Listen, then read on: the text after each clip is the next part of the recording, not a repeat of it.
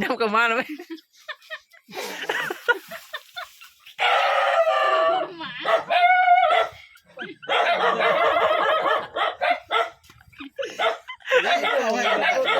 ตายเลยญาติมาใช่แล้วมาขอบใจเด้อเด็ก ลาวเป็นอีกหลายเทื่อโทรบอกได้ผู้จักได้ เด็ก บ้าตายตรงจักมาแล้วแหละเจ็บท้องหน่อยนึงดองเลยแหละพากระแตะเท่าไร เออ ไปเป็นยัง แม่มาเจ็บท้องป้าทางไรจ้ะไม่ใช่อย่างนะเสียมือตัวนึงก็พอเอาบ่ ทีตามนั่น ตามชาติ ชูเท้าเสียก็เลยอย่าง ทางไรถึงมันคือเลย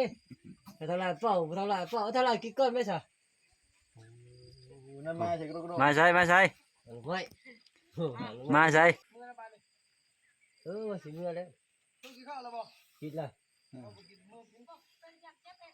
พอเท่าหายไปเด้อหูดับนอนมารับ2-3คืนแล้ววะพอเท่าต้มหูยาลบหน้าไปสิบอกเลขให้พอเท่าก็นี่เป็น มันbiết làกินเหล้าตัวตะกุยกินเหล้าบอกน้ำพึ่งนั่นล่ะไปหาเกาะหาก้านแบะตะแตนไปรอนะ ไผกินเหล้าโอ้ กินเหล้าผิดแจ้งถ้าเราไปเหล้าบอกน้ำพึ่งเดินห้าล่ะ มันขึ้นหู บ่แม่น กินแล้วบาด บ่แม่นพอเท่าหายสรุปแล้วนี่เป็นพิษน้ำกินเหล้าอัน กิ นี้ นเหล้าบาดกินเหล้าแล้วก็มิ่งเลยเมาเลยก็เจ้าเป็นได้บาดน้ำไม้เลยบาดย่อยอย่างเดียวนะตีไข่คือแมงไม้เข้าดินะแมงไม้เข้าเบ็ดคือแมงเบ็ดแมงกี่เชิงเข้านี่ บ่ได้เข้าบ่จะบ่เห็นเมื่อบ่ตอนมันเข้าบ่มีบ่จะแนวเข้า การไปโนก็ไปนอนหมอนี่ก็พาก้าเนาะมันเข้าคือจะ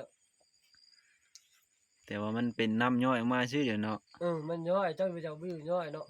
โอ้จะน้อยมันก็ดีแล้วบาดนี้ พอกวาดเลยหมอกวาดเลยเอ็กมันนี่ลายนอน กวาดผีนี่เอาคากระดุ้งติ หูผีบ่เท่าแล้วหมอผีใหญ่หมอ ผีกากระดุงเนาะ ผี ซ้ำโต๊ะเลยซ้ำโต๊ะ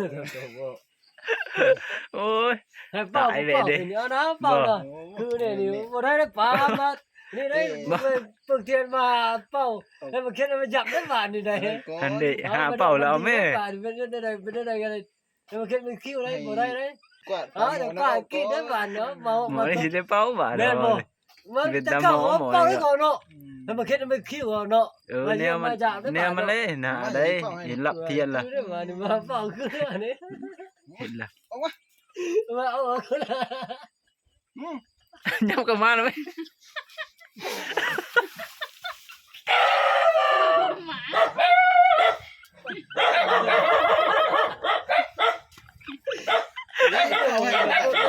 ตายเลยญาติมาใช่แล้วมาจนเข้ามาเลย ได้ไม่ได้ไหม เลยนี่ โอ้ตายละ ตัวใหญ่ๆแก่ดีเลย ผู้บ่าวไทยบ้านเพิ่นจะมันมา บ่ไทยบ้าน เสื้อบ่ธรรมดาเนาะ บ่ไทยบ้านมา เสื้อมันสิเพิ่นเยียบเสื้อเป็นเสื้อผู้บ่าวไทยบ้านเนาะ